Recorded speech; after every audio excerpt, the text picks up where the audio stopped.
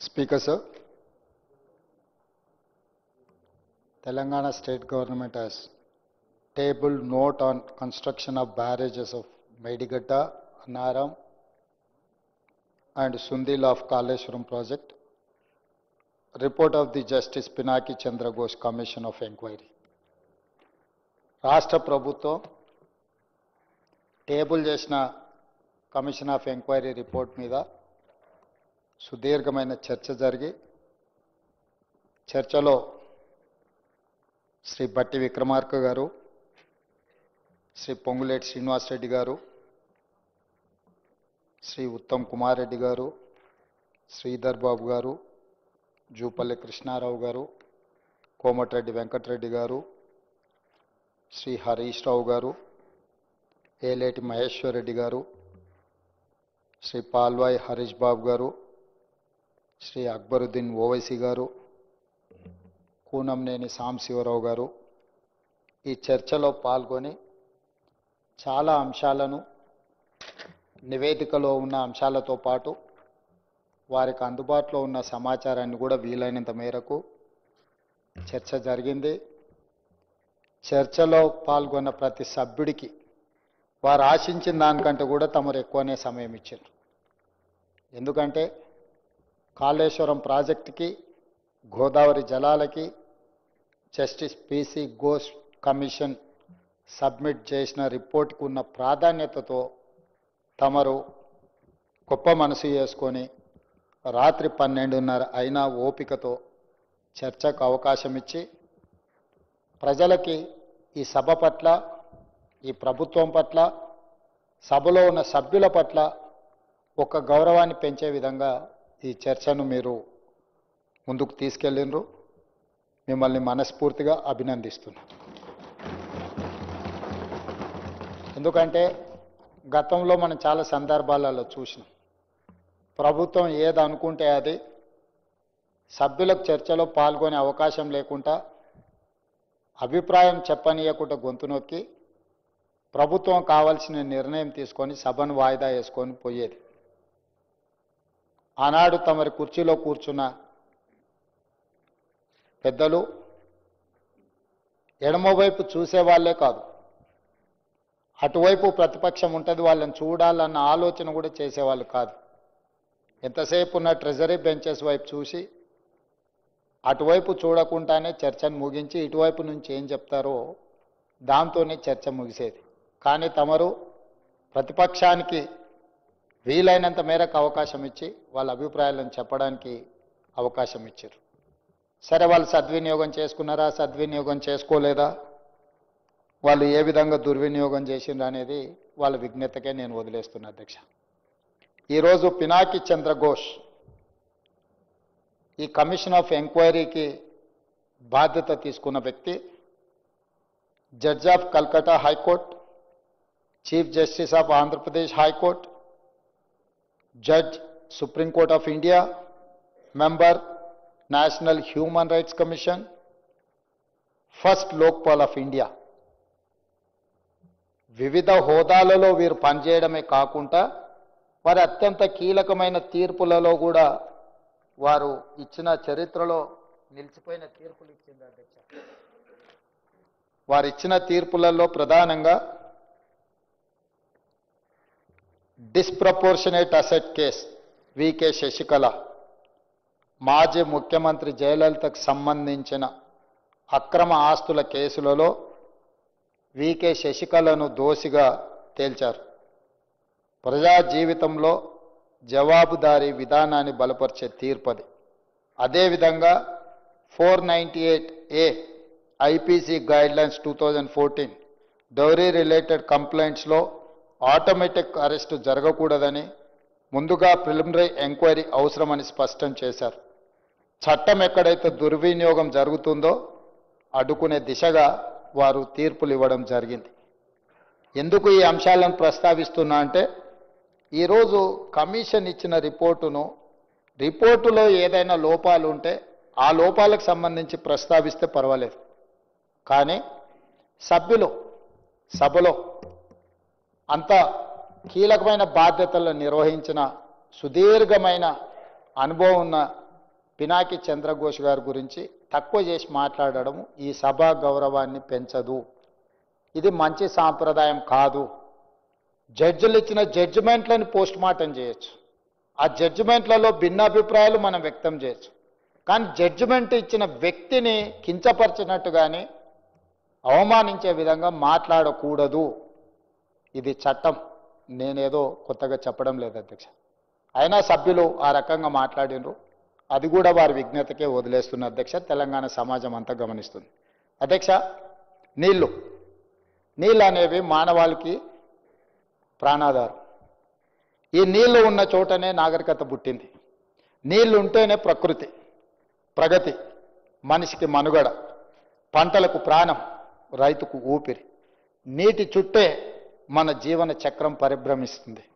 తాగేందుకు మంచినీళ్ళైనా, ఆయకట్టుకు సాగునీళ్ళైనా అందించాలంటే ఈ నీరు ఉండి తీరవలసిందే. అందుకే మనిషి చుట్టూ ఉన్న నదులు, చెరువులు, కుంటలు కాపాడుకున్నప్పుడే మన మనుగడ సాధిస్తామన్నది చరిత్ర చెప్తున్న సత్యం. అందుకే మన పురాణాలలో అపర భగీరథుడని శివుడి తల మీద ఉన్న గంగను నేల మీదకి తెచ్చి ఈ మానవాళికి జీవన ఆధారం కల్పించిన అపర భగీరథుడు అని అందుకే మన పురాణాలలో పెద్దలు చర్చించుకున్నారు అధ్యక్ష.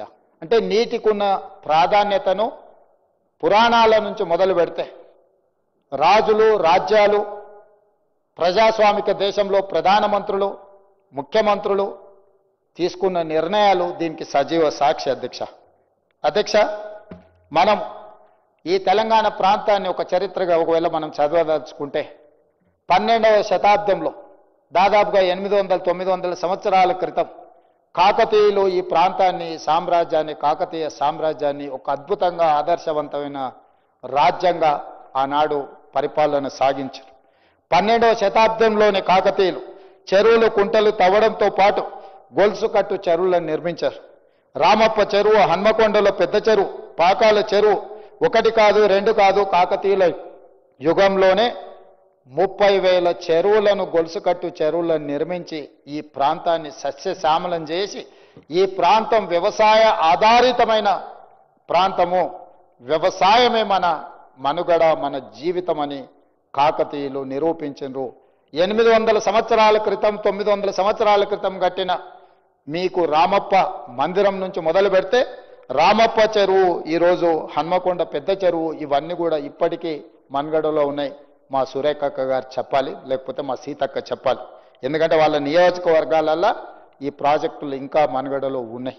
ఇదే కాదు అధ్యక్ష, కాకతీయుల, రెడ్డి రాజుల యొక్క పరిపాలనలో నిర్మించిన చెరువులు, వ్యవసాయానికి ఇచ్చిన ప్రాధాన్యత, నీటికున్న ప్రాధాన్యతను గుర్తించినందుకే మనం నిర్మించుకున్న కాలువకు కాకతీయ కాలువలని మనం పెట్టుకోవడం జరిగింది అధ్యక్ష. 1000 ఏళ్ల తర్వాత కూడా దాదాపుగా ఈరోజు మనం వాళ్ళని తలుసుకుంటున్నామంటే ఆనాడు మనకు అందించిన సంస్కృతి, సాంప్రదాయాలు, వ్యవసాయానికి నీరు అవసరమని వాటిని గుర్తించి ఆ రోజు వాళ్ళు ఈ ప్రాజెక్టులను నిర్మించింది అధ్యక్ష. కాలువలకు అడ్డంగా బండలతో కట్టిన కట్టె పొలాలకు నీళ్లు మళ్లించడం అంటే ఇప్పుడు మనం చెక్ డ్యాంలను కట్టుకుంటున్నాం కదా అధ్యక్ష.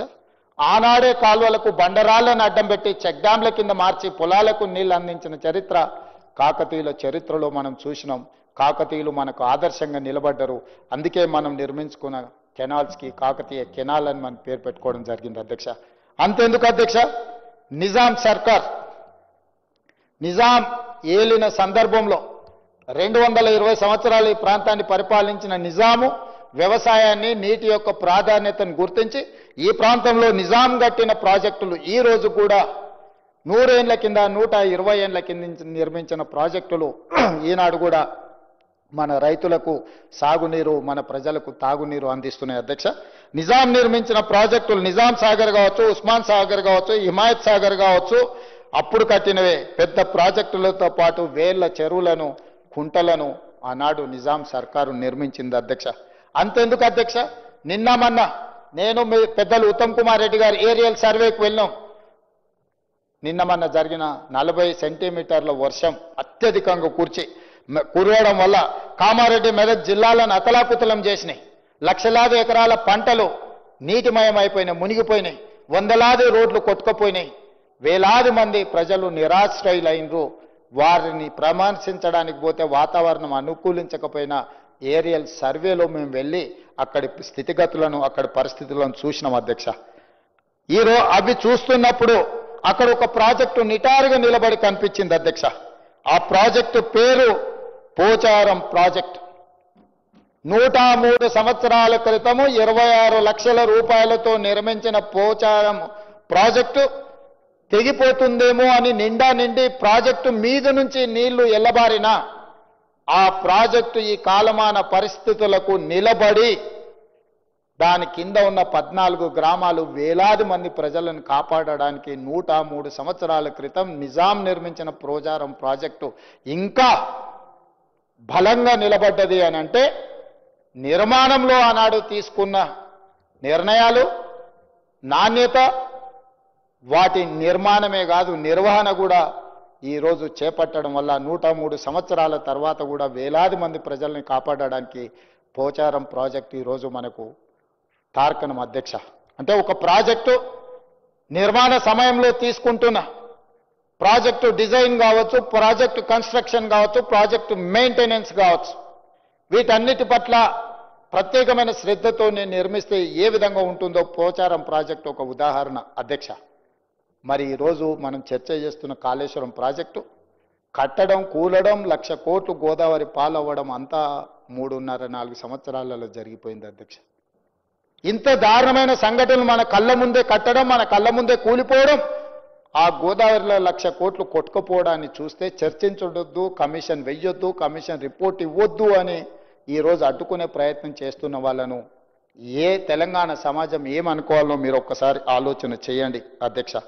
అందుకే అధ్యక్ష ఈరోజు ఈ సభలో ఈ అంశాలన్నిటిని చర్చించడమే కాదు, భారతదేశానికి స్వతంత్రం వచ్చిన తర్వాత ఆనాటి మొట్టమొదటి ప్రధానమంత్రి పండిట్ జవహర్లాల్ నెహ్రూ గారు కరువు కాటకాలతో ప్రజలు అన్నమో రామచంద్ర అని మట్టి తిని బతుకుతున్న రోజుల్లో స్వతంత్రం వచ్చి చట్టాలు లేక ఆటవిక రాజ్యం ఈ దేశంలో ఏలుతున్నప్పుడు పండిట్ జవహర్లాల్ నెహ్రూ గారు విజ్ఞతతో, వారి విశాలమైన అనుభవంతో irrigation and education is the priority, ఈ దేశం అభివృద్ధి చెందాలంటే ఎడ్యుకేషన్ అంటే విద్యను ఇవ్వాలి, అదేవిధంగా సాగునీటి ప్రాజెక్టులను నిర్మించాలి అని మొట్టమొదటి ప్రధానమంత్రి గారు పంచవర్ష ప్రణాళికలో education and irrigation is our priority అని చెప్పి నిర్ణయం తీసుకొని ఆనాడు దేశం మొత్తంలో బాక్రానంగల్ నుంచి మొదలు పెడితే శ్రీరామ్ సాగర్, నాగార్జున సాగర్, శ్రీశైలం లాంటి ప్రాజెక్టులకు పునాదులేసి మొట్టమొదటి ప్రధానమంత్రి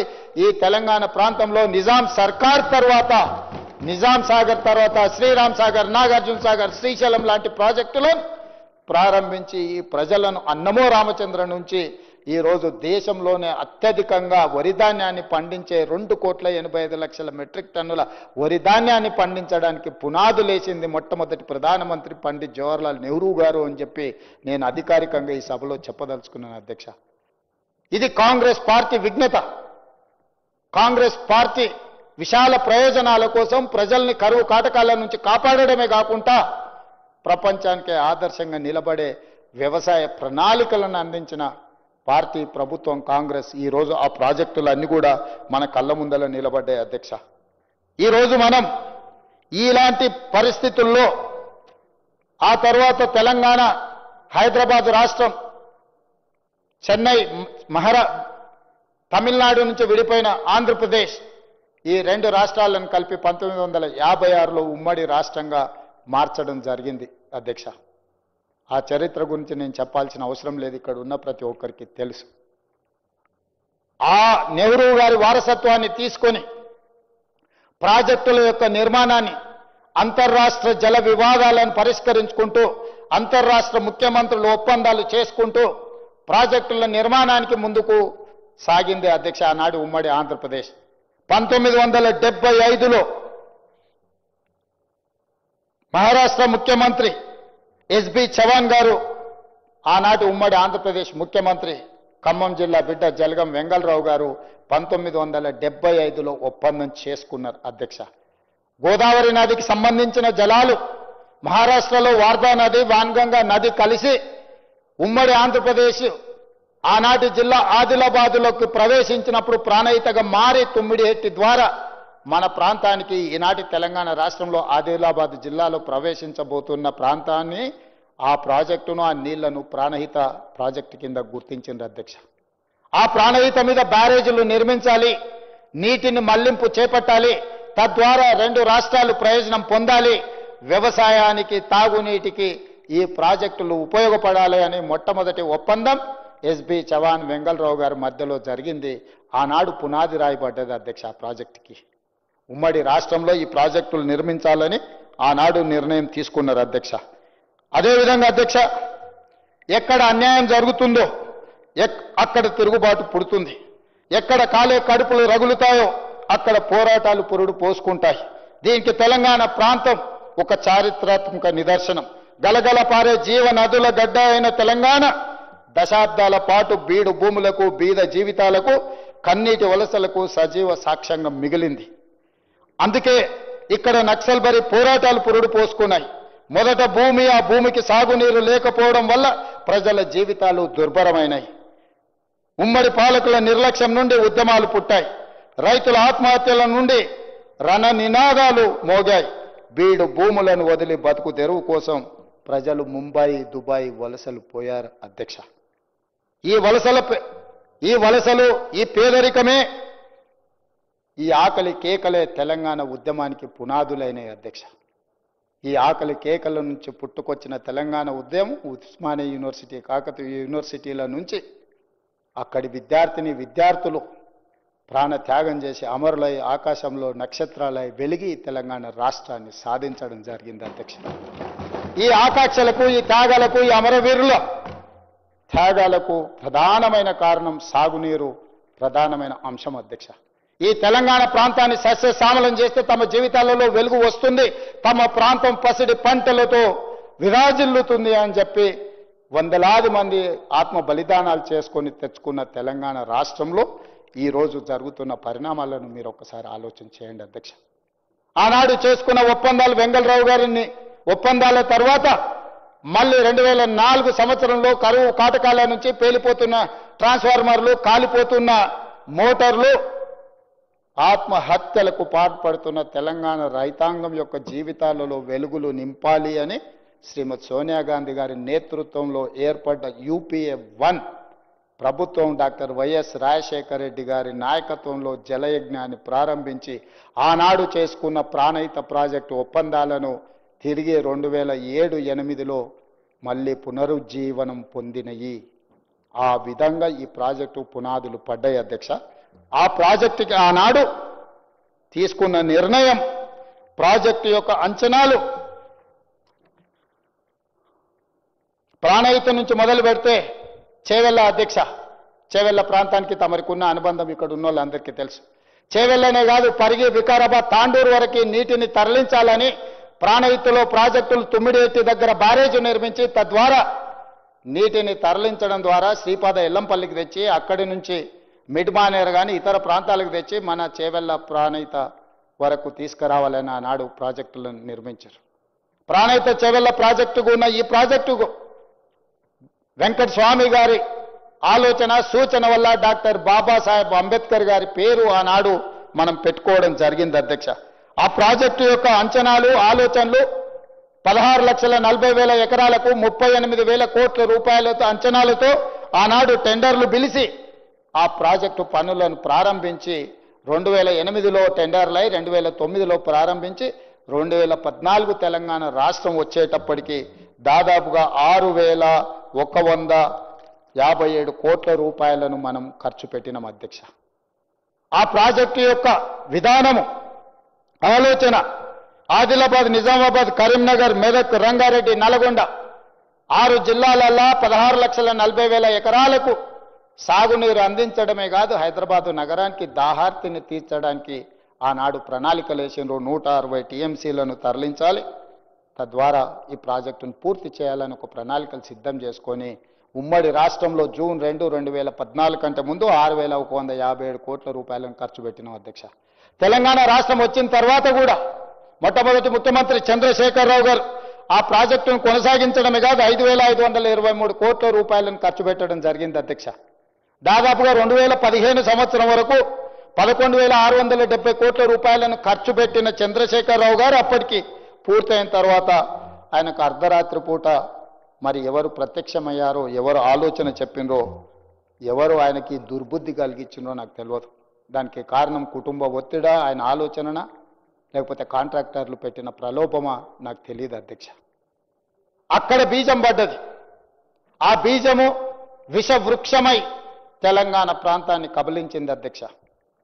ఆ ఆలోచనలతోని ఒక అందమైన ముసుగు, ఒక కొత్త పదాన్ని కనిపెట్టిండు, రీడిజైనింగ్ అని. అంటే పాత ప్రాజెక్టులను అన్నిటిని కూడా రీడిజైనింగ్, పునరుద్ధరిస్తాము, వాటి అన్ని పునర్నిర్మాణం చేస్తామని చెప్పి రీడిజైనింగ్, ప్రాజెక్టుల రీడిజైనింగ్ అని ఒక పదం కనిపెట్టింది అధ్యక్ష. ఎక్కడైతే ప్రాణహిత దగ్గర ఒప్పందాల ప్రకారం ఆనాడు వెంగళరావు గారు, ఎస్బి చవన్ గారు చేసిన ఒప్పందం, ఆ తర్వాత కిరణ్ కుమార్ రెడ్డి గారు మహారాష్ట్ర ముఖ్యమంత్రి గారు చేసుకున్న ఒప్పందాల ప్రకారం తెలంగాణ రాష్ట్ర ప్రభుత్వము, ఆనాడు ఉమ్మడి ఆంధ్రప్రదేశ్ ప్రభుత్వం 152 మీటర్ల ఎత్తున తుమ్మిడిహెట్టి దగ్గర బారేజు నిర్మిస్తామని మనమంటే, 152 మీటర్ల ఎత్తున మీరు ఈ ప్రాజెక్టు నిర్మిస్తే మా ప్రాంతం ఎక్కువ ముంపుకు గురవుతుంది, 148 మీటర్లలో నిర్మించుకోండి అని వాళ్ళు చెప్పడం జరిగింది అధ్యక్ష. ఏ రోజు కూడా మహారాష్ట్ర ప్రభుత్వం అక్కడ ప్రాజెక్టు నిర్మించొద్దు అని అభ్యంతరాలు పెట్టలేదు. మహారాష్ట్ర ప్రభుత్వం యొక్క అభ్యంతరం వల్ల 152 మీటర్ల ఎత్తున నిర్మిస్తే మా ప్రాంతం ఎక్కువగా ముంపుకు గురవుతుంది కాబట్టి 148 మీటర్ల ఎత్తున నిర్మించుకున్న ప్రాజెక్టులో చిన్న చిన్న మార్పులు చేసుకుంటే మీకు కావాల్సిన 165 టీఎంసీల నీళ్లు వస్తాయని సాంకేతిక నిపుణులు సెంట్రల్ వాటర్ కమిషన్ నివేదికలు ఇవ్వడం జరిగింది అధ్యక్ష. 2009లోనే నేను ఇంతకుముందే చెప్పిన, ఎక్కువ వివరాల జోలికి వెళ్ళదలుచుకోలేదు, గతము ఇంతకుముందే మీ ముందర ప్రస్తావించిన 2009లోనే సెంట్రల్ వాటర్ కమిషన్ స్పష్టంగా రాసింది 235 టీఎంసీ నీటి లభ్యత ఉంది అని. 2014లో తెలంగాణ రాష్ట్రం వచ్చిన తర్వాత 24/10/2014 నాడు తిరిగి 205 టీఎంసీ నీటి లభ్యత ఉంది, మీకు క్లియరెన్స్లు ఇస్తున్నాము, మీరు ప్రాజెక్టు నిర్మించుకోండి అని చెప్పి సెంట్రల్ వాటర్ కమిషన్ క్లియర్గా మనకు అనుమతులు ఇచ్చినట్టు జలశక్తి మినిస్టర్ ఉమాభారతి గారు మనకు లేఖ రాయడం జరిగింది అధ్యక్ష. అభ్యంతరం అల్లా, చర్చలల్లా నాటి విద్యాసాగర్ రావు గారు తెలంగాణ ప్రాజెక్ట్స్ ఇన్ఛార్జ్ ఆ రోజు ఇతర అధికారులతో కలిసి అధ్యక్ష మహారాష్ట్ర ప్రభుత్వంతో కూర్చొని చర్చలు చేసిన తర్వాత వాళ్ళు తీసుకున్న నిర్ణయం ఏంది అని అంటే 148, 150, 152 ఎక్కడ కడితే ఎంత మునుగుతుంది, దీనికి సంబంధించిన వివరాలను మనం చర్చించుకోవాలని పూణేకి సంబంధించిన సంస్థకు ఆ రోజు ఆదేశాలు ఇవ్వడం జరిగింది. దీనివల్ల ముంపు ఎంత ఉంటుంది, నష్టం ఎంత ఉంటుంది, మహారాష్ట్రను ఒప్పించడానికి ఏం కావాలని తెలంగాణ రాష్ట్రము అదేవిధంగా మహారాష్ట్రకు సంబంధించిన నిపుణులు కలిసి కూర్చొని 10 నుంచి 15 రోజులలో వాళ్ళు నివేదిక ఇవ్వాలి. ఆ రోజు వాళ్ళు చేసుకున్న ఒప్పందం ప్రకారం అధ్యక్ష తుమ్మిడివట్టు వద్ద నిర్మించే బ్యారేజ్ ఎత్తు పారామీటర్లను ఖరారు చేసే బాధ్యతను ఒక టెక్నికల్ కమిటీకి అప్పగించారు. అప్పటి ఆంధ్రప్రదేశ్ ప్రభుత్వం 152 మీటర్ల ఎత్తు నిర్ణయించగా తమ ప్రాంతంలో ముంపు తగ్గించేందుకు 148 మీటర్లే ఉంచాలని మహారాష్ట్ర ప్రభుత్వం అభ్యంతరం తెలిపింది. ముంపుపై అధ్యయనం చేసి నివేదిక ఇవ్వాలని టెక్నికల్ కమిటీ పూణేలోని CWPRS అనే సంస్థకు అప్పగించింది. ఈ సంస్థ 10-15 రోజుల్లోనే నివేదిక ఇవ్వాలని కూడా ఆ రోజు చర్చించింది అధ్యక్ష. ఒక పక్కన అన్ని రకాలుగా తుమ్మిడిహెట్టి దగ్గర ప్రాజెక్టు నిర్మించుకొని తుమ్మిడిహెట్టి నుంచి 4 ప్యాకేజీల కింద ఆదిలాబాద్ జిల్లాకు దాదాపుగా 1,60,000 ఎకరాలకు నీళ్లు అందించుకుంటూనే శ్రీపాద ఎల్లంపల్లిలో నీటిని నింపుకొని అక్కడి నుంచి తరలించుకుంటూ పోతే 6 జిల్లాలకు 16,40,000 ఎకరాలకు ఆయకట్టుకి ఇవ్వడమే కాదు, హైదరాబాదు దాహార్తిని తీర్చడానికి ప్రణాళికలు ఉండే. ఆ లిఫ్టుల్లో తుమ్మిడిహెట్టి నుంచి తెచ్చుకునే దాంట్లో ఒకే ఒక లిఫ్ట్, అది 19 మీటర్లు, హరీష్ రావు గారు 38 మీటర్లు అన్నారు. పోని వారు అనుకున్నట్టే శ్రీపాద ఎల్లంపల్లి గుండెకాయ ఫర్ గోదావరి వాటర్స్, గోదావరి ప్రాంతంలో ఎక్కడికి వెళ్ళాలన్నా రక్త ప్రసరణ గుండెకొచ్చి గుండె నుంచి ఇతర మానవ అవయవాలకు అన్నిటికీ ఏ విధైతే రక్త ప్రసరణ జరుగుతుందో గోదావరి నదీ జలాలు అది ప్రాణహిత చేవెళ్ళ కావచ్చు, వాన్గంగా కావచ్చు, వార్దా కావచ్చు, ఇతర ప్రాజెక్టులు ఏదున్నా ఈరోజు శ్రీపాద ఎల్లంపల్లి దగ్గరకు వచ్చిన తర్వాత అక్కడి నుంచి ఇతర ప్రాంతాలకు మనం తరలించాల్సిన అవసరం ఉంది అధ్యక్ష. తుమ్మిడిహెట్టి నుంచి శ్రీపాద ఎల్లంపల్లికి తేవాలంటే ఒకే ఒక్క లిఫ్ట్, చిన్న లిఫ్ట్ పెట్టుకుంటే 160 టీఎంసీలు ఎత్తిపోసుకోవడానికి క్లియర్గా ఉన్న ప్రాజెక్టులను పనులు చేయడమే కాకుండా అక్కడ అవకాశం ఉండే. కానీ అట్లా చేయకుండా పైనుంచి కిందికి నీళ్లు ఒడిసిపట్టుకుంటా గ్రావిటీ ద్వారా నీళ్లు తెచ్చుకునే అవకాశం ఉన్న ఆ ప్రాజెక్టును పూర్తిగా మొత్తం ఆపేసి చంద్రశేఖరరావు గారు కిందికి వెళ్ళిండు అధ్యక్ష. దానికి వ్యాప్కో సంస్థ చెప్పింది అంటుండు. వ్యాప్కో సంస్థ చెప్పలేదు అధ్యక్ష. తుమ్మిడిహెట్టి దగ్గర ప్రాజెక్టు కట్టడానికి కూడా కేంద్ర ప్రభుత్వ రంగ సంస్థ అయినా వ్యాప్కోసే నివేదిక ఇచ్చింది. ఆనాడు కాంగ్రెస్ పార్టీ రాజశేఖర రెడ్డి గారు అడిగినారు మేము వ్యాప్కోస్ని, మేము తుమ్మిడిహెట్టి నుంచి చేవెళ్ల వరకు నీళ్లు తీసుకెళ్లాలనుకుంటున్నాం, 160 టీఎంసీలు ఇక్కడ నీటి లభ్యత ఉన్నదా లేదా, సాంకేతికంగా ఏ విధంగా ముందుకు వెళ్ళాలని అడిగితే దాని మీద వ్యాప్కో సంస్థ సంపూర్ణంగా స్టడీ చేసి నివేదిక ఇచ్చింది. ఇది సాధ్యమే, ఇక్కడ నిర్మించుకోవచ్చు, అన్ని రకాల అనుమతులు తెచ్చుకోవచ్చు అని వ్యాప్కోస్ ఆదేశాలు ఇచ్చింది అధ్యక్ష. చంద్రశేఖరరావు గారు ముఖ్యమంత్రి అయిన తర్వాత చంద్రశేఖరరావు గారు కూడా వ్యాప్కోస్నే పిలిచిండు. వ్యాప్కోసు అక్కడి నుంచి మారిస్తే ఎక్కడ కట్టాలి, ఎన్ని నీళ్లు లభ్యత ఉన్నాయని అడగలేదు అధ్యక్ష. స్ట్రైట్గా ఆర్డర్ ఇచ్చిండు అధ్యక్ష. నేను మేడిగడ్డ దగ్గర బ్యారేజ్ కట్టి అక్కడి నుంచి 3 లిఫ్టులు పెట్టి నింపుకోట పైకి తెచ్చి శ్రీపాద ఎల్లంపల్లిలో నేను పోయేదలుచుకున్నా, దీని మీద నివేదిక ఇవ్వనంటే అధ్యక్ష నేను ఒక మాట అడుగుతున్నాను. మనం ఎక్కడైనా ఒక హోటల్కి వెళ్తాం భోజనానికి, మనం అక్కడ వంట వండేవాడికి అన్ని రకాల వంటలు వస్తాయి అధ్యక్ష. ఆయనకు చికెన్ బిర్యానీ ఉండడం వస్తుంది, మటన్ బిర్యానీ ఉండడం వస్తుంది, ఎగ్ బిర్యానీ ఉండడం వస్తుంది, వెజిటబుల్ బిర్యానీ కూడా ఉండడం వస్తుంది, అదేవిధంగా రొయ్యల పులుసు కూడా చేయడం వస్తుంది. మనం ఆర్డర్ ఇచ్చేదాన్ని బట్టి ఆ చెఫ్ అనేటోడు వంట చేసి పెడతాడు. మనం చికెన్ బిర్యానీ అడిగితే రొయ్యల బిర్యానీ పెట్టాడు అధ్యక్ష. చంద్రశేఖరరావు గారు వ్యాప్కోస్ని స్పష్టంగా నేను మేడిగడ్డ దగ్గర నేను బ్యారేజ్ నిర్మించదలుచుకున్నా, లిఫ్టులు పెట్టదలుచుకున్నా, ఆ పైన అన్నారం దగ్గర, ఆ పైన సుందిళ్ళ దగ్గర నేను బ్యారేజీలు నిర్మించదలుచుకున్నా, నేను లిఫ్టులు పెట్టదలుచుకున్నా, పంపులు పెట్టదలుచుకున్నా, దీనికి నివేదిక ఇవ్వమనంటే దాని మీద కూడా స్టడీ చేసి ఓకే ఫైన్ నువ్వు ఇక్కడ కట్టుకుంటా అంటే ఓకే కట్టుకో అన్నాడు. మీరు ఒక ఆర్కిటెక్ట్ని ఇల్లు కట్టడానికి వికారాబాద్లో స్థలం చూసి ఇల్లు కట్టాలనుకుంటున్నానంటే ఆర్కిటెక్ట్ వికారాబాద్ స్థలంలో ఉన్నదాన్ని బట్టి ఎట్లా కట్టుకోవాలనో సలహా చెప్తాడు. ఒకవేళ మీరు జూబ్లీహిల్స్లో స్థలం చూపించి ఇక్కడ ఇల్లు కట్టుకోవాలనుకుంటున్న ఎట్లా కట్టాలని ఆర్కిటెక్ట్ని అడిగితే జూబ్లీహిల్స్ స్థలానికి సరిపోయే విధంగా ప్రణాళికలు ఇస్తాడు. దానికి స్టీల్ ఎక్కడి నుంచి తెచ్చుకోవాలి, సిమెంట్ ఎక్కడి నుంచి తెచ్చుకోవాలి, ఎట్లా కట్టుకోవాలి, ఏం చేయాలా, ఎత్తెంత పొడిగెంత విడతెంత ఇస్తాడు. ఇవాళ చంద్రశేఖరరావు గారు కూడా వ్యాప్కోస్కి స్పష్టంగా ఆదేశాలు ఇచ్చిండు. నాకు మేడిగడ్డ దగ్గర నేను నిర్మించాలనుకుంటున్నా, దీని మీద నాకు నివేదిక ఇవ్వమని. నువ్వు అడిగింది ఒకటైతే సాంకేతిక నిపుణుడు ఇంకొకటి ఇవ్వడు కదా. మరి నువ్వు అడిగిన దానికి ఆయన నివేదిక ఇస్తే పోనీ ఆ నివేదికనన్నా నువ్వు యాజిటీజ్గా ఇంప్లిమెంట్ చేసినావా? లేదు. బ్యారేజ్ల స్థలాన్ని మార్చండి, పంపుల స్థలాన్ని మార్చండి, అన్నిటిని మార్చుకుంటూ పోయిండు. మరి ఈరోజు సెంట్రల్ వాటర్ కమిషన్ అక్కడ అందుబాటులో లేదు. పైన ప్రాజెక్టులు కట్టుకుంటే 63 టీఎంసీలు పైన వాళ్ళు వాడుకుంటారు కాబట్టి 165లో 63 టీఎంసీలు తగ్గితే నీకు 102 టీఎంసీలు అందుబాటులో ఉంటాయి. కాబట్టి తుమ్మిడిహెట్టి దగ్గర వద్దు అని నిర్ణయం తీసుకున్నా అంటున్నా. ఆ తుమ్మిడిహెట్టి దగ్గర ఉన్న నీళ్ళే కిందికి వచ్చుకుంటూ వచ్చి మేడిగడ్డ దగ్గరకు వచ్చినాయి అధ్యక్ష. మహారాష్ట్ర ప్రభుత్వం ఒకవేళ పైన ప్రాజెక్టులు నిర్మించుకుంటే 63 టీఎంసీల నీళ్ళు అక్కడ వాడుకుంటే మేడిగడ్డ దగ్గరైనా 63 టీఎంసీల పైన పట్టుకుంటే అటే వెళ్ళిపోతాయి కదా అధ్యక్ష. మేడిగడ్డ దగ్గరకు కొత్తగా వచ్చే నీళ్ళు ఎక్కడివి అధ్యక్ష? ఈరోజు పైనుంచి గ్రావిటీ ద్వారా తెచ్చుకుంటే లిఫ్టులు పంపులు తగ్గుతాయి, ప్రాజెక్టు కాస్ట్ తగ్గుతుంది. కానీ కిందికి పోయి పాతాళంలో నుంచి పైకి ఎత్తుకుంటూ వస్తే కాస్ట్ పెరుగుతుంది, కాంట్రాక్టులు పెరుగుతాయి. ఈ కాంట్రాక్టర్లు ఇచ్చే కమిషన్లకు కక్కుర్తిపడి గ్రావిటీ ద్వారా రావాల్సిన 160 టీఎంసీల నీటిని సింగిల్ లిఫ్ట్తోని తెచ్చుకోవాల్సిన నీటిని శ్రీపాద ఎల్లంపల్లిలో నింపుకోవాల్సిన నీటిని అట్లా కాదని కిందికెళ్ళి మేడిగడ్డ అన్నారం సుందిళ్ళ దగ్గర నుంచి కింది నుంచి పైకి మేడిగడ్డ నుంచి అన్నారంలో ఎత్తిపోసి అన్నారంలో నుంచి సుందిళ్ళలో ఎత్తిపోసి సుందిళ్ళ నుంచి ఎత్తి శ్రీపాద ఎల్లంపల్లిలో పోసిండు అధ్యక్ష. అదే నీకు తుమ్మిడిఎట్టి నుంచి ప్రాజెక్టు నిర్మించనుంటే 20 పంపులు 3,460 మెగావాట్ల విద్యుత్ అవసరం ఉంటుండే. పంపుల కెపాసిటీ పెంచి కిందికి పోవడం వల్ల 20 పంపులు కాస్త 26 పంపులైనాయి. 3,460 మెగావాట్ల విద్యుత్ అవసరం 8,450 మెగావాట్ల విద్యుత్ అవసరం పెరిగింది అధ్యక్ష.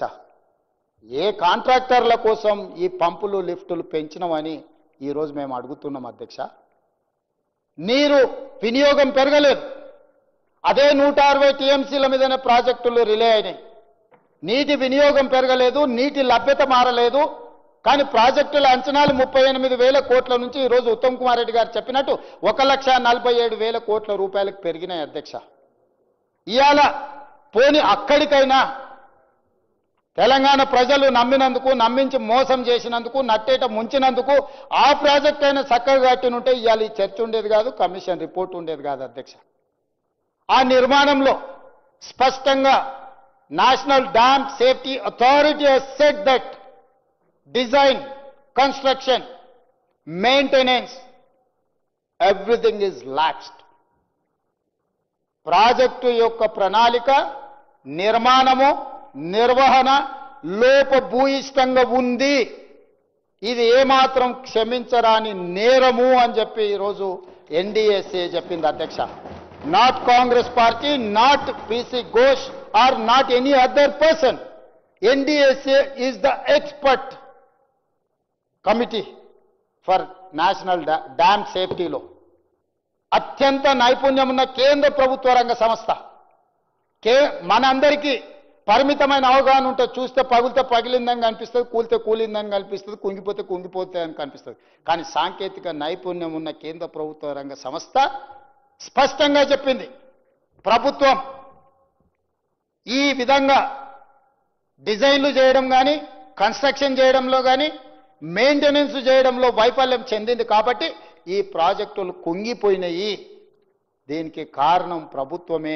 ఇందులో ఉన్న సాంకేతిక నిపుణులు తీసుకున్న సాంకేతిక పరమైన అంశాలు, టెక్నాలజీని చేంజ్ చేయడాన్ని, వీటన్నిటిని కూడా తప్పుపట్టింది అధ్యక్ష. ఈరోజు తప్పుపట్టిన ఎన్డీఎస్ఏ రిపోర్టును ఎన్డీఏ రిపోర్ట్ అంటాడు ఆయన.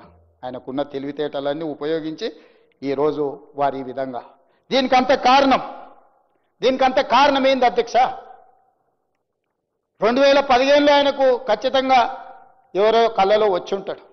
ఒకప్పుడు ప్రపంచ దేశాలలో ఆగర్భ శ్రీమంతుడు నిజాం ప్రభు కంటే శ్రీమంతుడు కావాలన్న కోరిక 220 సంవత్సరాలు ఈ ప్రాంతాన్ని, హైదరాబాదు రాజ్యాన్ని పరిపాలించిన నిజాం లాగా చంద్రశేఖరరావు గారు, ఆయన కొడుకు, ఆయన మనవడు, ఆయన తర్వాతి తరాలు ఓ 200 సంవత్సరాలు ఈ ప్రాంతాన్ని పరిపాలించడానికి, ప్రపంచంలో ఆగర్భ శ్రీమంతులు కావడానికి ఒక దురాశతోని, దుర్బుద్ధితోని తుమ్మిడిఎట్టి దగ్గర నిర్మించాల్సిన ప్రాజెక్టును మేడిగడ్డకు తీసుకొచ్చిండు.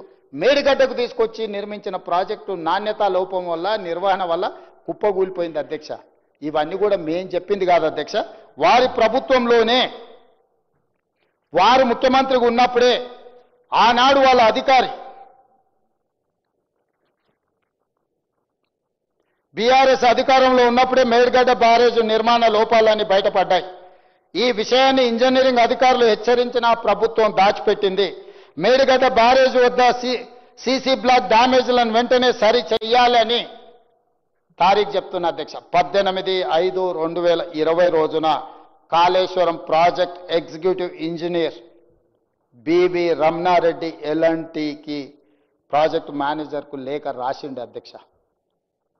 ఈ ప్రాజెక్టు నిర్మాణం జరిగిన తర్వాత చంద్రశేఖరరావు గారు సాగునీటి పారుదల శాఖ మంత్రిగా ఉన్నప్పుడే ఈ ప్రాజెక్టులో ఉన్న లోపాలను 18/5/2020 రోజున Kaleshwaram project executive engineer BV Ramanareddy L and T project మేనేజర్కు లేఖ రాసిండు. అప్పుడే బ్యారేజ్లో లోపాలు బయటపడ్డాయి. కానీ ఏజెన్సీలు కాంట్రాక్ట్ కంపెనీలతో కుమ్ముక్కు కావడంతో అజమాయిషీ లేకుండా పోయింది అధికారులకు. ఎందుకంటే ఈ కాంట్రాక్టర్లు ఇచ్చిన కమిషన్లకు లొంగిపోయి కాంట్రాక్టర్లకి ప్రభుత్వంలో ఉన్న ఆనాటి ప్రభుత్వంలో ఉన్న పెద్దలకు అజమాయిషీ లేకపోవడము, వాళ్ళని నియంత్రించడము, లేకపోతే ఇందులో జరిగిన లోపాలను సరిదిద్దడానికి ఒత్తిడి చేసే శక్తి సన్నగిల్లడము, వీళ్ళు అవినీతికి పాల్పడడం వల్ల దెబ్బతిన్నది అధ్యక్ష. నేను ఈరోజు తమ ద్వారా చంద్రశేఖరరావు గారిని, హరీష్ రావు గారిని అడుగుతున్నా అధ్యక్ష. 2020 సంవత్సరంలో మేము అధికారంలో లేము కదా అధ్యక్ష. 18/5 నాడు మీ ప్రభుత్వంలో మీ అధికారి ఎగ్జిక్యూటివ్ ఇంజనీర్ స్పష్టంగా మేడిగడ్డలో సమస్యలు ఉన్నాయి అని చెప్పి లేఖ రాస్తే మీరు ఎందుకు చర్యలు తీసుకోలేకపోయినారు అధ్యక్ష? అంటే ఆ రోజుకే బయటపడ్డ లోపాల మీద మీరు మాట్లాడకపోవడం వల్ల, ఆ నిర్వహణలో లోపం వల్ల జరిగిన నష్టాన్ని మీరు సరిదిద్దకపోవడం వల్ల చివరికి కాళేశ్వరం కుంగిపోవడము మొత్తం తెలంగాణకి అరిష్టంగా మారిన మాట వాస్తవం కాదా అధ్యక్ష? నిజాలు ఈ విధంగా మీ కళ్ళ ముందరనే ఉంటే ఈరోజు మమ్మల్ని అందరినీ కూడా తప్పుపట్టే విధంగా, మమ్మల్ని ప్రశ్నించే విధంగా, మేమేదో తప్పు చేసినట్టు, మేమేదో కక్ష కట్టినట్టు, మేమేదో కక్ష సాధింపులో భాగంగా ఈ కమిషన్ని నియమించినట్టు మాట్లాడితే ఇది సమంజసమా అధ్యక్ష?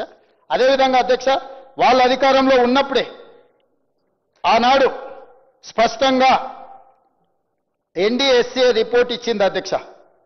ఎన్డీఎస్ఏ రిపోర్ట్ ఏమిచ్చింది అధ్యక్ష? 21/6/2019 కాళేశ్వరం ప్రాజెక్టును ప్రారంభించారు. 4 ఏళ్లకే 2023 అక్టోబర్ 21న మేడిగడ్డలో 7వ బ్లాక్ కుంగిపోయింది. మొత్తం 6 పియర్లు కూలిపోయాయి. మరుసటి రోజున అక్టోబర్ 22న ప్రాజెక్ట్ ఏఈ మహదేవ్పూర్ పోలీస్ స్టేషన్లో ఎఫ్ఐఆర్ నమోదు చేశాడు. అప్పుడు బీఆర్ఎస్ ప్రభుత్వంలో అధికారంలో ఉంది కదా అధ్యక్ష. మేమెవరం చేయలేదే.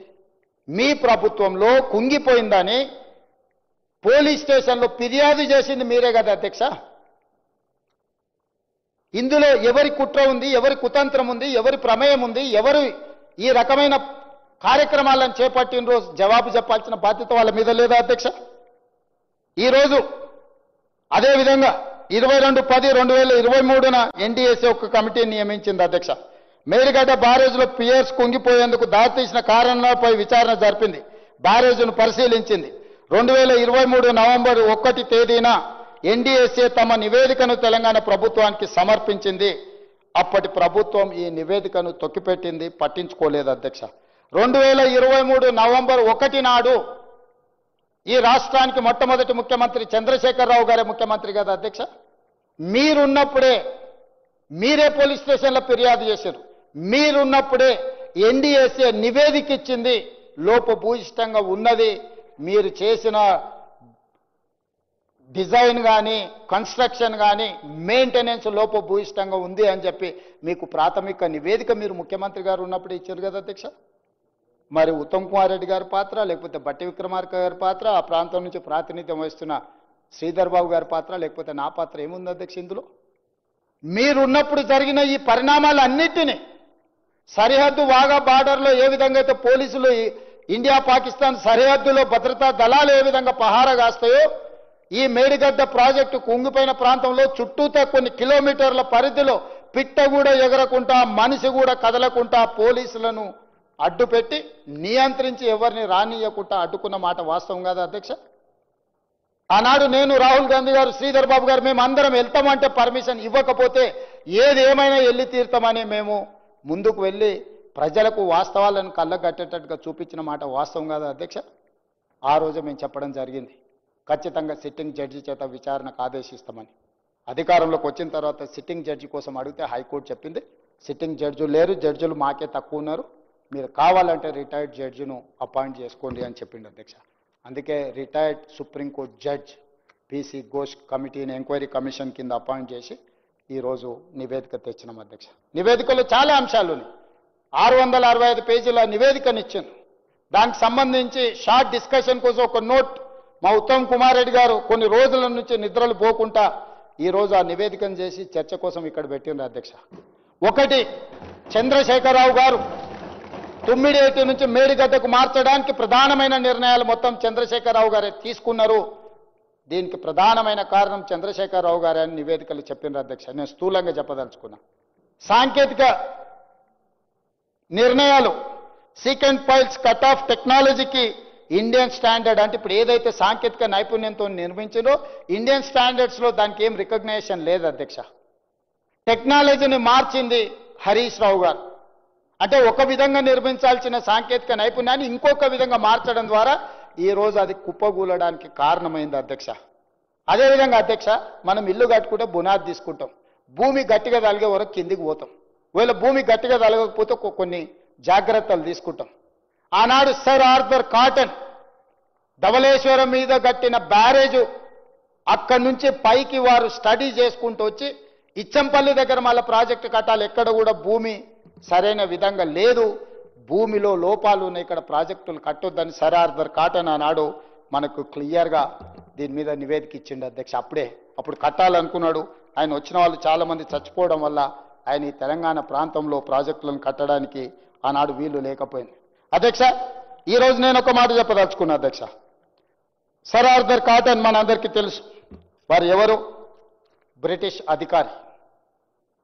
ఈ దేశాన్ని దోసుకోవడానికి పాలించడానికి వచ్చిన ఈస్ట్ ఇండియా కంపెనీకి సంబంధించిన ప్రతినిధులు బ్రిటిషర్స్ వ్యాపారం ముసుగులో వచ్చి దేశాన్ని ఆక్రమించుకొని ఈ దేశాన్ని దోసుకొని ఈ దేశాన్ని పరిపాలించిన వాళ్ళు. సర్ ఆర్థర్ కాటన్ బ్రిటిష్ హయాంలో అధికారి. ఈ ప్రాంత రైతుల కష్టాలను చూసి ఆయనే స్వయంగా గుర్రంపై రాజమండ్రి సమీపంలో అటవీ ప్రాంతంలో పర్యటించి 1847లో ధవళేశ్వరం బ్యారేజ్ నిర్మించింది అధ్యక్ష. గోదావరి నదికి అడ్డంగా ఆనకట్ట కట్టి నీళ్లను డెల్టా ప్రాంతానికి మళ్లించి వేలాది ఎకరాలకు సాగునీటిని అందించారు అధ్యక్ష. తెలుగు ప్రజలు కాటన్ దొరను, సర్ ఆర్థర్ కాటన్ దొర అని ఒక గొప్ప బిరుదివ్వడమే కాదు, దేవుడిలాగా విగ్రహాలు పెట్టి పూజించి దేవుడిలాగా కొలిసిన సంస్కృతి మనకుంది అధ్యక్ష.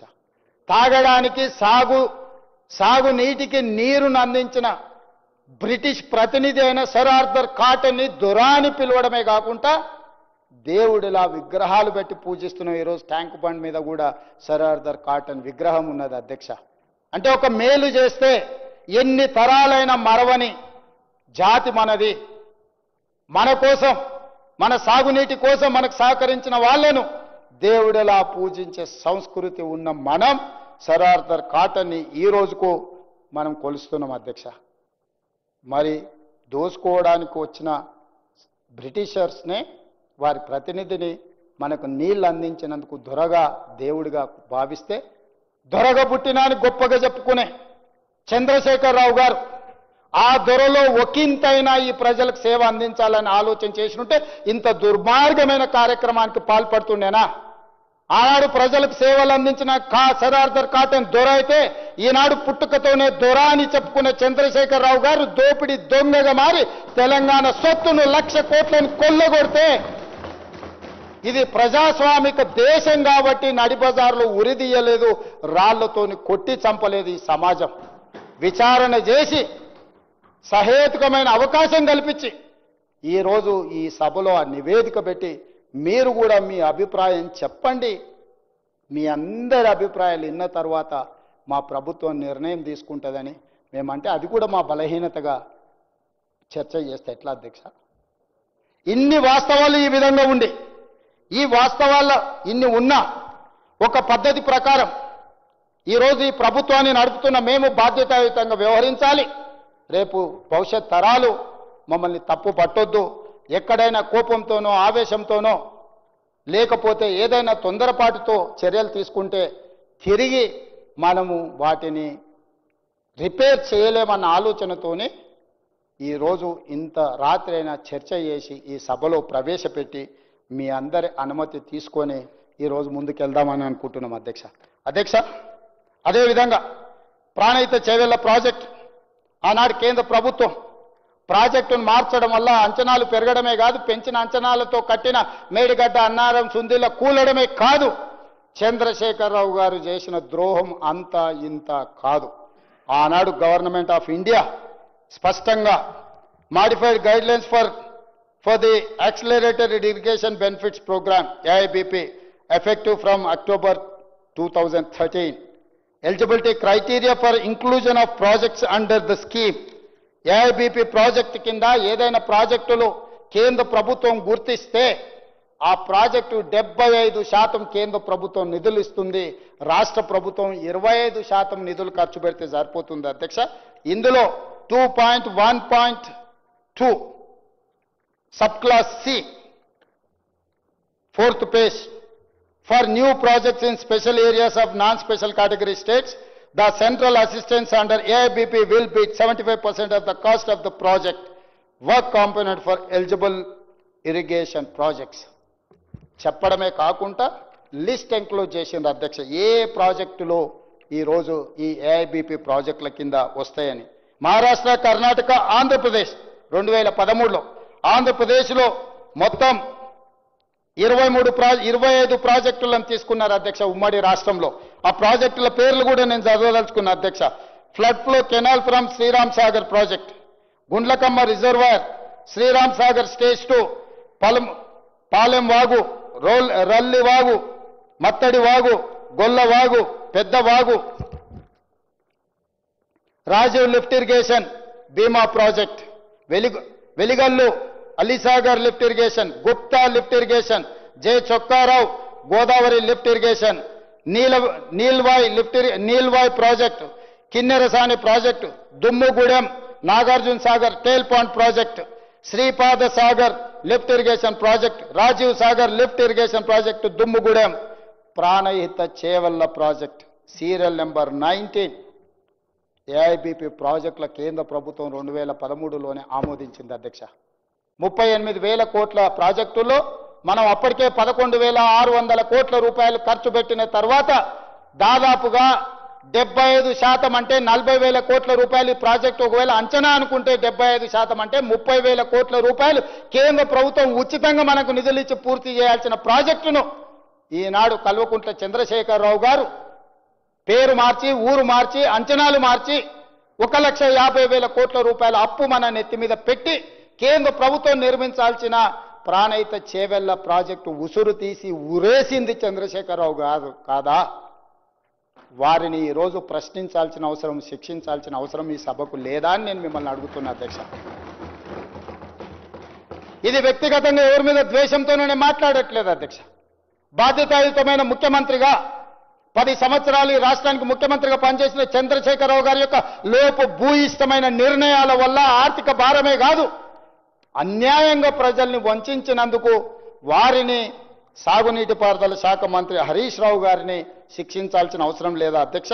అదేవిధంగా serial number 20 Koil Sagar, Singur canal, Indira Sagar, Komaram Bheem, Choutapally, Hanumanthareddy lift irrigation, Modikunta వాగు 25 ప్రాజెక్టులను నాడు కేంద్ర ప్రభుత్వం యూపీఏ చైర్పర్సన్ శ్రీమతి సోనియా గాంధీ గారి నేతృత్వంలో మన్మోహన్ సింగ్ గారు 25 ప్రాజెక్టులను మనకు 75% కేంద్ర ప్రభుత్వం నిధులు ఇచ్చే ప్రాజెక్టులను ఇస్తే దాన్ని మెజారిటీ ప్రాజెక్ట్స్ ఇవన్నీ తెలంగాణలో ఉన్నాయి అధ్యక్ష. ఇప్పుడు ఎందుకు చదివినిపించిన అంటే ఇవన్నీ తెలంగాణ ప్రాంతంలో మెజారిటీ ప్రాజెక్టులు.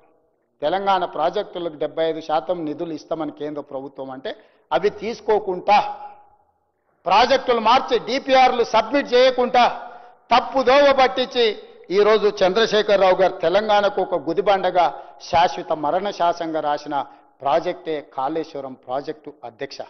అందుకే డాక్టర్ బాబాసాహెబ్ అంబేద్కర్ గారి మీద వారికి ఉన్న కోపంతో ఆ పేరును తొలగించడమే కాదు, వారు అంచనాలు పెంచి 1,00,000 కోట్ల దోపిడీకి పాల్పడ్డాడు అధ్యక్ష. అధ్యక్ష, మనందరం గ్రామీణ ప్రాంతాల నుంచి వచ్చినాం. ఇక్కడ ఉన్న చాలా మంది ఆగర్భ శ్రీమంతులమేం కాదు. వ్యవసాయానికో, పండుగలకో, ఇంట్లో ఉండే శుభకార్యాలకో ఎక్కడో ఒక దగ్గర అప్పు తెచ్చుకుంటుంటాం, తెలిసిన దగ్గర చేబదులు తీసుకుంటుంటాం. వీలైనంత తక్కువ మిత్తి ఉండే విధంగా ఎక్కువ కాలం చెల్లించడానికి సమయాన్ని తీసుకొని మనం అప్పులు చేస్తుంటాం అధ్యక్ష.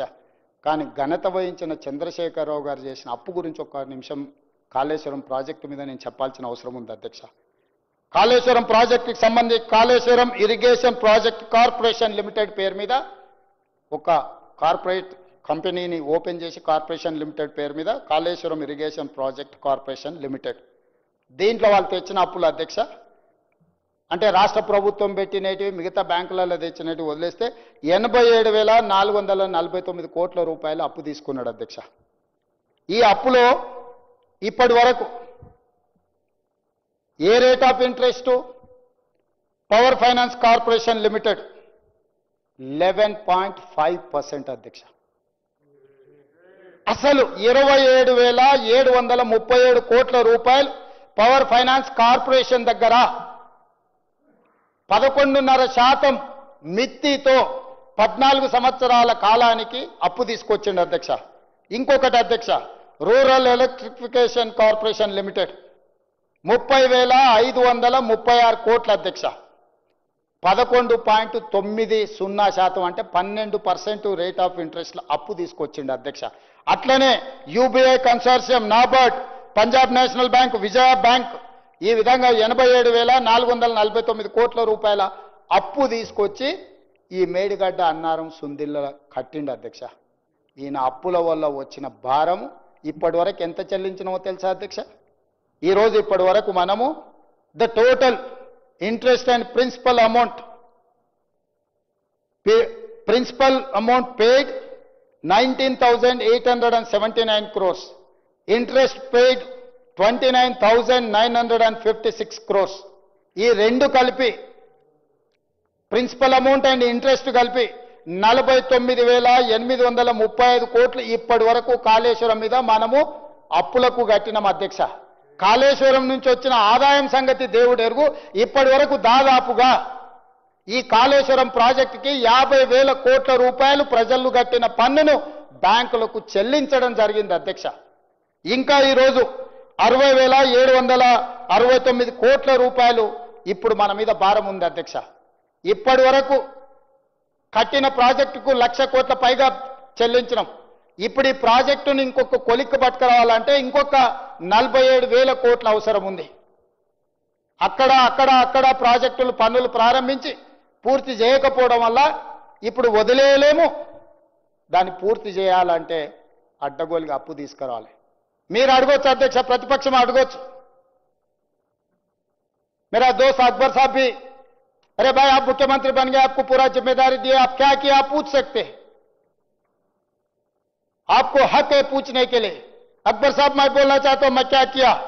मैं बार बार दिल्ली जा रहे गिन रहे, हर बार मैं जब भी दिल्ली गया तो गिन रहे. केटीआर ने दीवार पे एक चार को लेके दीवार में लिख रहा 1 2 3 4 5 50 55 हो गए. मैं दिल्ली देखने के लिए नहीं जा रहा हूं, मैं सर्कस देखने के लिए नहीं जा रहा हूं. निर्मला सीतारामन जी, नरेंद्र मोदी जी सबसे मिलकर ये पूरा तबाह कर दिए चंद्रशेखर राव जी ने. इसीलिए मैं रिक्वेस्ट किया तो मैं केंद्र सरकार से ये सैंक्शन लिए 26,000 करोड़ के लिए डेट रीस्ट्रक्चर करवा दिए. 26,540 करोड़ डेट रीस्ट्रक्चर वो लिए 11.90% रेट ऑफ इंटरेस्ट 14 साल के लिए. मैं 26,000 प्लस करोड़ को डेट रीस्ट्रक्चर किए at the rate of 7.25 for 30 years of loan tenure. हर साल 26,000 ఈ 26,000 అధ్యక్ష. నేను ఢిల్లీ పోయినప్పుడల్లా ఇక ఆయన తెలివితేటలు ఏందో, ఆయన చదువు అమెరికాలో చదివిన అనుకుంటాడు కానీ మరి అది ఏం చదువో నాకైతే అర్థం కాలే. ముఖ్యమంత్రిగా ఢిల్లీ పోయినప్పుడల్లా లెక్కలు కట్టి ఢిల్లీకి పోతూ మోడీని కలుస్తూ ఆయన బడాబాయి ఈయన చోటబాయి అంటాడు. ఈ దేశంలో ప్రధానమంత్రి ప్రతి ముఖ్యమంత్రికి బడాబాయినే. రాష్ట్ర ముఖ్యమంత్రుల సమూహానికి ప్రధానమంత్రి ఆయన. Is an a big brother. He can do something for our Telangana state. Politically we have our own platforms. మా జెండాలు వేరు. కానీ ప్రభుత్వాన్ని నడిపేటప్పుడు, పరిపాలన చేసేటప్పుడు, ప్రజలకు ఉపయోగపడేటప్పుడు విపక్షానికి సంబంధించిన ప్రధానమంత్రిని కలిసి తెలంగాణ రాష్ట్రానికి కావాల్సిన అనుమతులు కానీ నిధులు కానీ తెచ్చుకునే బాధ్యత ప్రజలు నాకు ఇచ్చిండ్రు అధ్యక్ష. నాకు బేసిజాలు ఎందుకు అధ్యక్ష? ప్రధానమంత్రి నరేంద్ర మోడీ గారిని, నిర్మలా సీతారామన్ గారిని కలవడానికి, లేకపోతే ఇతర మంత్రులను కలవడానికి ఇతర దేశాలకు వెళ్తున్నాం అధ్యక్ష. మా రాష్ట్రానికి వచ్చి పెట్టుబడులు పెట్టమని. ఈ రాష్ట్రంలో ఉన్న చిన్న వాళ్ళని కలుస్తున్నాం అధ్యక్ష. మీరు పెట్టుబడులు పెట్టండి, మేము ప్రోత్సహిస్తామని. బ్యాంకుల దగ్గరికి వెళ్తున్నాం అధ్యక్ష. అయ్యా మాకు అప్పులు ఇవ్వండి, తక్కువ మిత్తికి ఇవ్వండి, మేము కష్టపడి ప్రాజెక్టులు కట్టి లాభాలు తెచ్చి మీకు చెల్లిస్తామని చేస్తున్నాం. ఒక భారత ప్రధానమంత్రిని కలిస్తే వచ్చిన తప్పేంది అధ్యక్ష? నేను కలవడం వల్ల 26,540 కోట్ల రూపాయలని డెట్ రీస్ట్రక్చర్ చేపించిన 11.90 రేట్ ఇంట్రెస్ట్ కు చంద్రశేఖరరావు తెస్తే 7.25% తగ్గించి 14 సంవత్సరాలతో కట్టాల్సిన అప్పును 30 సంవత్సరాలకు పొడిగించి ఇయాల నేను ఈ డెట్ రీస్ట్రక్చర్ 26,000 కోట్లు చేస్తేనే సంవత్సరానికి నాకు 4,000 కోట్ల రూపాయలు ఆదా అవుతున్నాయి అధ్యక్ష.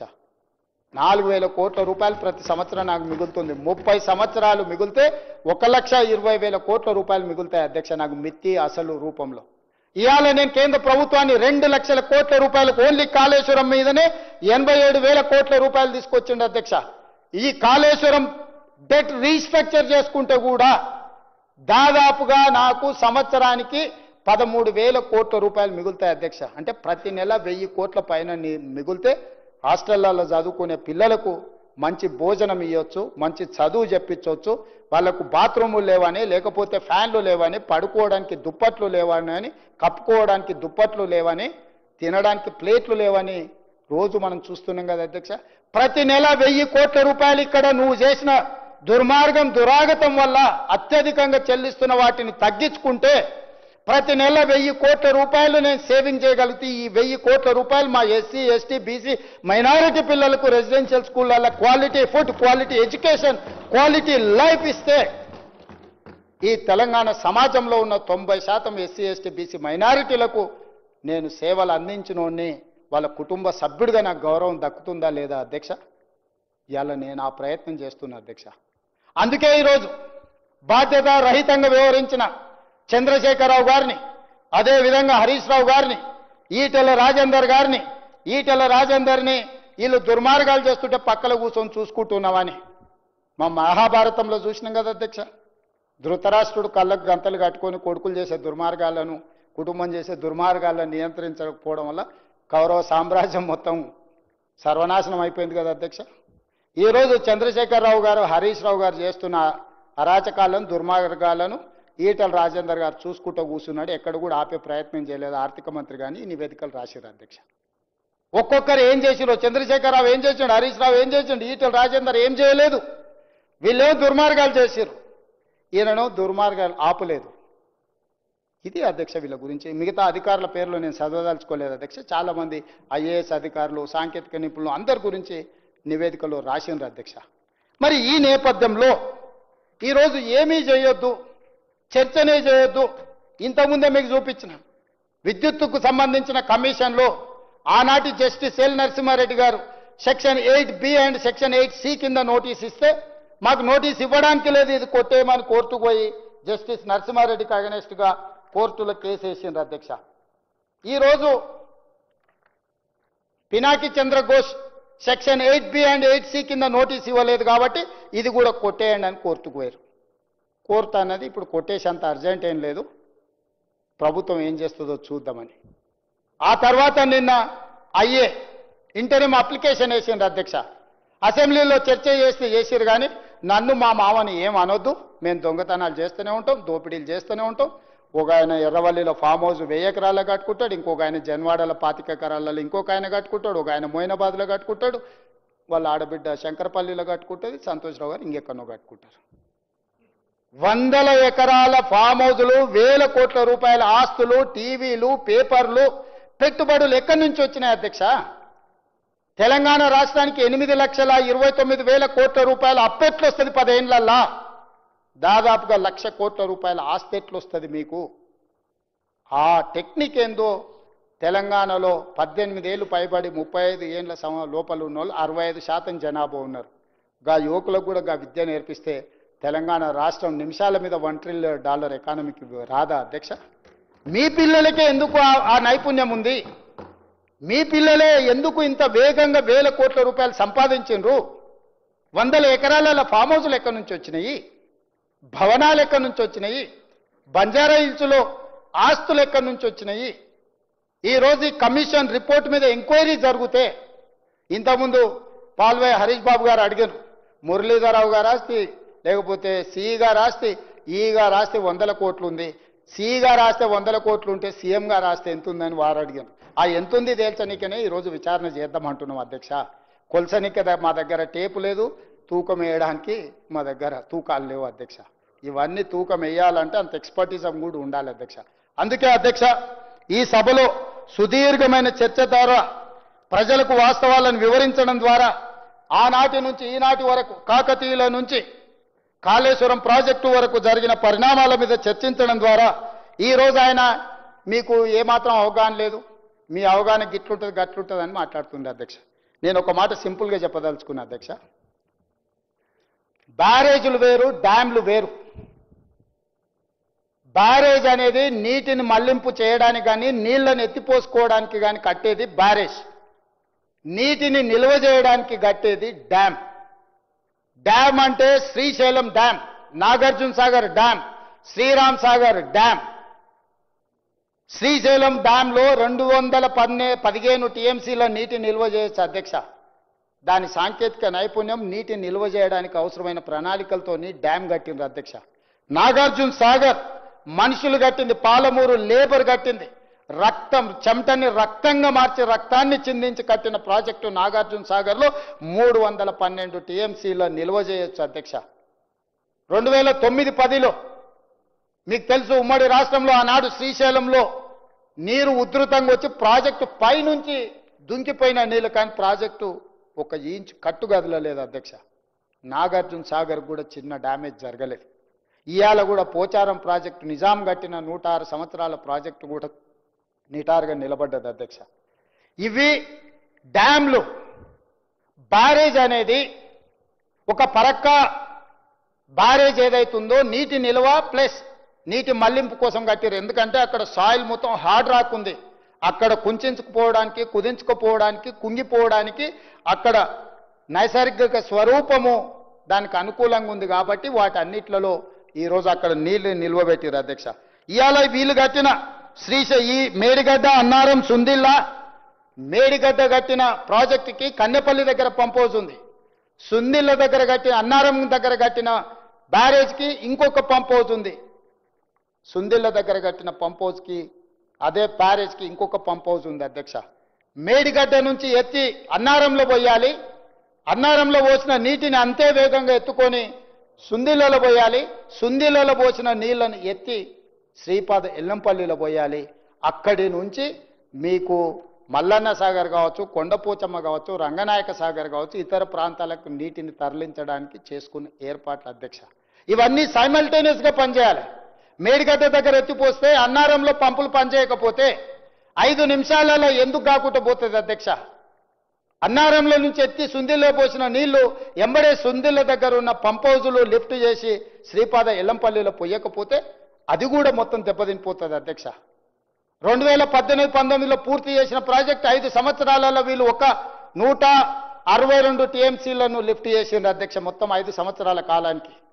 అందులో 10-15% ఎవాపరేషన్ పోతే నికరంగా మిగిలింది 100 టీఎంసీలు ప్లస్. ఈరోజు ఆ 100 టీఎంసీలు 5 ఏళ్లలో ఎత్తుతే కరెంటు బిల్లు 9,500 కోట్ల రూపాయల అధ్యక్ష. ఇక ఇప్పుడు మీరు చెప్పండి అధ్యక్ష, 3,460 మెగావాట్లతోనే నిర్మించి గ్రావిటీ ద్వారా తుమ్మిడిఏటి నుంచి శ్రీపాద ఎల్లంపల్లికి నీళ్లు తెచ్చుకొని అక్కడి నుంచి తెలంగాణ రాష్ట్రంలో 16,40,000 ఎకరాలకు నీళ్లు ఇచ్చే ప్రాజెక్ట్ అవసరమా? 8,450 మెగావాట్లతోని మేడిగడ్డ, అన్నారం, సుందిల్ల దగ్గర లిఫ్టులు చేసి పంప్ హౌజులు పెంచి కాంట్రాక్టులు పంచి 1,000 కోట్లు కొల్లగొట్టి ఈరోజు తెలంగాణ సమాజానికి ఒక గుదిబండగా మార్చిన కాళేశ్వరం ప్రాజెక్టులో మీరు చేసిన అవినీతి పట్ల విచారణనే జరగొద్దు అని ఈరోజు అడ్డుపడితే దీన్ని ఏ రకంగా తీసుకోవాలి అధ్యక్ష? అందుకే అధ్యక్ష, ఈరోజు ఎవరేమన్నా చులకన చేసి మాట్లాడినా, అవమానకరంగా మాట్లాడినా కూడా మేము ఓపికతో ఎందుకుంటున్నామంటే మేము ప్రజలకు జవాబుదారితనంగా ఉండదలుచుకున్నాం అధ్యక్ష. ఇక్కడ ఉన్న సభ్యులకు అవహేళన చేయొచ్చు, ఈ అవహేళన మాకే పరిమితమైంది. కానీ మా నిర్ణయంలో లోపం ఉంటే తెలంగాణ సమాజం మమ్మల్ని ఎప్పటికీ క్షమించదు. శాశ్వతంగా దోషులుగా మేము నిలబడాల్సి వస్తుంది. ఈరోజు ఈ దుర్మార్గాన్ని ప్రశ్నించడానికి, దుర్మార్గం మీద విచారణ చేయడానికే ఈరోజు అన్ని రకాలుగా మేము ప్రయత్నం చేసినాం అధ్యక్ష. నేను వివరణ ఇచ్చే ముందే నీటి లభ్యత ఎట్లుంది, నిధుల లభ్యత ఎట్లుంది, ప్రాజెక్టులు పేరు మార్చి, ఊరు మార్చి, అంచనాలు మార్చి పాల్పడ్డ అవినీతి మీద అన్ని రకాల వివరాలు నేనే కాదు, బట్టి విక్రమార్క గారు, శ్రీధర్ బాబు గారు, ముఖ్యంగా మా ఉత్తమ్ కుమార్ రెడ్డి గారు అన్ని వివరాలను సంపూర్ణంగా ఈ సభలో చెప్పారు. అదేవిధంగా మా మిగతా మంత్రులు, సభ్యులందరూ కూడా మాట్లాడినారు. చివరి సభ్యుడిగా మాట్లాడిన పాల్వాయి హరీష్ బాబు గారు కూడా మొదటిసారి సభ్యుడైన విజ్ఞతతో మాట్లాడిండు. మరి ఈరోజు అందరికీ అనుమానాలు ఉన్నాయి అధ్యక్ష. ఎన్డీఎస్ఏ రిపోర్ట్ ఇచ్చింది, ప్రభుత్వాన్ని తప్పుపట్టింది. విజిలెన్స్ అండ్ ఎన్ఫోర్స్మెంట్ నివేదిక ఇచ్చింది, ఆనాటి ప్రభుత్వాన్ని తప్పుపట్టింది, పెద్దల్ని తప్పుపట్టింది. కాగ్ నివేదిక ఇచ్చింది, ఆనాటి పెద్దల్ని ఆనాటి ప్రభుత్వాన్ని తప్పుపట్టింది. తెలంగాణ మేము ప్రభుత్వాన్ని ఏర్పాటు చేసినాక నియమించిన Pinaki Chandra Ghose commission, enquiry commission also they have submitted their report. We have tabled that report. They are finding faults with Chandrasekhar Rao, Harish Rao gar and other political executives, executive officers and engineers and agencies. ఇన్ని రకాల multiple complications ఉన్నాయి అధ్యక్ష. అందుకే రాష్ట్ర ప్రభుత్వం మా పరిధిలో ఉన్న విచారణ సంస్థ ఏది చేసినా ప్రతిరోజు ఇదే చర్చ జరుగుతుంది. కోపంతోనో కక్షాపూరితంగానో గతంలో మాకు వాళ్లకున్న వైరుధ్యాల వల్లనో కక్ష సాధింపు చర్యలలో భాగంగా ఈ ప్రభుత్వం వ్యవహరిస్తుందని మా చిత్తశుద్ధిని అనుమానించే విధంగా, అపోహలు కల్పించే విధంగా వాళ్ళు మాట్లాడదలుచుకున్నారు అధ్యక్ష. అందుకే ఈరోజు శశభిషలకు తావు లేకుండా ఒక స్పష్టమైన నిర్దిష్టమైన కార్యాచరణతోని రాష్ట్ర ప్రభుత్వం ముందుకు వెళ్ళాలనుకుంటుంది. ఇంత రాత్రి అయిన ఈ చర్చ చేసినాం అధ్యక్ష. కాళేశ్వరం ప్రాజెక్టులోని మేడిగడ్డ, అన్నారం, సుందిళ్ల బ్యారేజీల నిర్మాణంలో జరిగిన అవకతవకలు, ప్రజాధనాన్ని దుర్వినియోగం చేయడం, అవినీతి ఆరోపణలపై విచారణ జరిపేందుకు తెలంగాణ రాష్ట్ర ప్రభుత్వం సుప్రీంకోర్టు మాజీ న్యాయమూర్తి జస్టిస్ శ్రీ పినాకి చంద్రఘోష్ను విచారణ కమిషన్ను నియమించడం జరిగింది. విచారణ కమిషన్ తన నివేదికను జూలై 31, 2025న ప్రభుత్వానికి సమర్పించింది. ఆగస్టు 4, 2025న జరిగిన మంత్రిమండలి సమావేశంలో ఈ నివేదికను ఆమోదించింది. తదుపరి చర్చ జరిపేందుకు అసెంబ్లీలో ప్రవేశపెట్టాలని మంత్రిమండలి చేసిన తీర్మానం ప్రకారం ఈరోజు ఈ నివేదికపై ఈరోజు ఈ శాసనసభలో చర్చ జరిగింది. నిన్న మొదలై ఈ రోజు వరకు చర్చ చేసినాం అధ్యక్ష. నాకు తెలిసి చరిత్రలో చాలా అరుదైన సందర్భము. 1 తారీఖుతో మొదలై ఇంకొక తారీఖు వరకు చర్చ జరగడం ఒకే అంశం మీద అనేది. అందుకే రిటైర్డ్ జస్టిస్ పిసి ఘోష్ విచారణ కమిషన్ తమ నివేదికలో క్రిమినల్ చర్యలకు అర్హమైన అనేక లోపాలు, అవకతవకలను గుర్తించింది. నిర్లక్ష్యం, దురుద్దేశం, ఉద్దేశపూర్వకంగా వాస్తవాలను తొక్కిపెట్టడం, ఆర్థిక అవకతవకల వంటి అంశాలను ప్రస్తావించింది. 3 బ్యారేజీల నిర్మాణంలో తప్పు జరిగిందని, అసలు ప్లానింగ్ లేదని కమిషన్ తేల్చి చెప్పింది అధ్యక్ష. National dam safety authority NDSA నివేదిక ప్రకారం మేడిగడ్డ బ్యారేజ్ వైఫల్యానికి ప్లానింగ్, డిజైన్, క్వాలిటీ కంట్రోల్ లోపాలు కారణమని తేలింది. నాణ్యత, నిర్వహణ సరిగా లేకపోవడం వల్ల నిర్మాణంలో లోపాలు ఏర్పడ్డాయని ఎన్డీఎస్ఏ గుర్తించింది. ఈ అంశాలన్నింటిపై లోతుగా మరింత సమగ్రంగా దర్యాప్తు చేయాల్సిన అవసరాన్ని ఎన్డీఎస్ఏ విచారణ కమిషన్ నివేదికలు స్పష్టం చేశాయి. ఈ ప్రాజెక్టులో అంతర్రాష్ట్ర అంశాలు, కేంద్ర రాష్ట్ర ప్రభుత్వాలకు చెందిన వివిధ శాఖలు, ఏజెన్సీలు పాలు పంచుకున్నాయి. ప్రాజెక్టు డిజైన్, నిర్మాణం, ఫైనాన్సింగ్లో రాప్కోస్ వంటి కేంద్ర ప్రభుత్వ రంగ సంస్థలు, పిఎఫ్సి, ఆర్ఈసి వంటి ఆర్థిక సంస్థలు పాలు పంచుకున్నందున ఈ కేసును అధ్యక్ష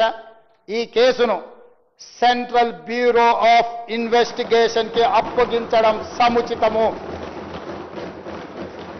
అందుకే ఈ కేసు దర్యాప్తును సెంట్రల్ బ్యూరో ఆఫ్ ఇన్వెస్టిగేషన్కు అప్పగించడానికి సభ నిర్ణయం తీసుకుంటున్నది తమ అనుమతితో అధ్యక్ష. ఎన్నో రకాల అంశాలు, విచారణ అర్హమైన విషయాలు ఇందులో ఉండడం వల్ల సిబిఐ ఎంక్వైరీకి మా ప్రభుత్వం ఆదేశాలు జారీ చేయనైనది.